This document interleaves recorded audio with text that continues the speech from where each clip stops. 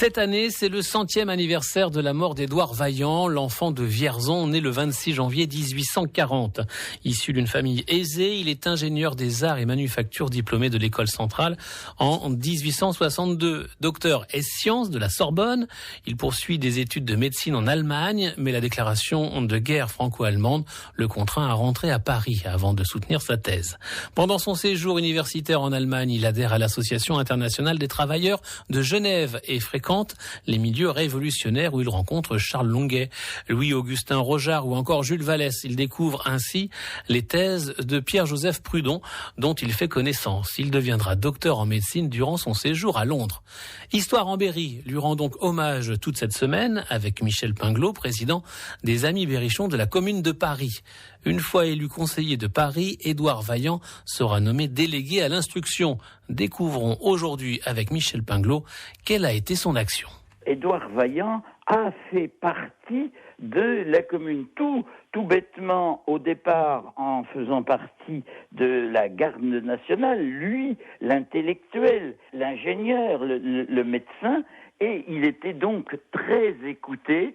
Il avait une aura auprès du conseil de la commune. Alors, on lui a fait comme responsabilité la commission exécutive, c'est-à-dire celle qui prenait les décisions importantes pendant ces 72 jours de la commune, mais c'est surtout aussi son œuvre en tant que responsable de la commission de l'éducation qu'il a été formidable.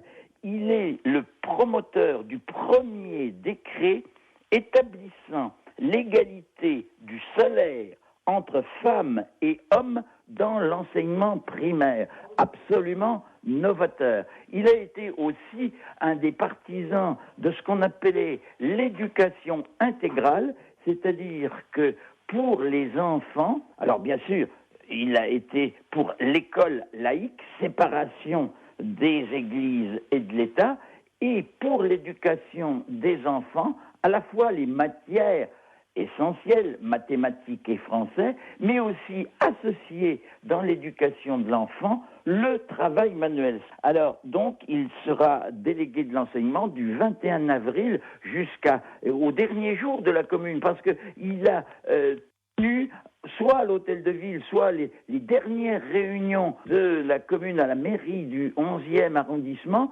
pour que soient effectifs les décrets que la commune a prônés. Et il a même lancé école technique garçons et aussi, ce qui est formidable, école technique de filles. Malheureusement, il y a eu la semaine sanglante, la commune s'est terminée et il n'a pas pu voir ceci de réaliser. Voilà, à l'occasion du 100e anniversaire de la mort d'Édouard Vaillant, de nombreuses manifestations, sachez-le, sont organisées dans notre région, avec notamment une conférence qui lui sera consacrée le 28 mai prochain à 18h30 à la médiathèque de Vierzon. Retrouvez-nous sur le net francebleu.fr.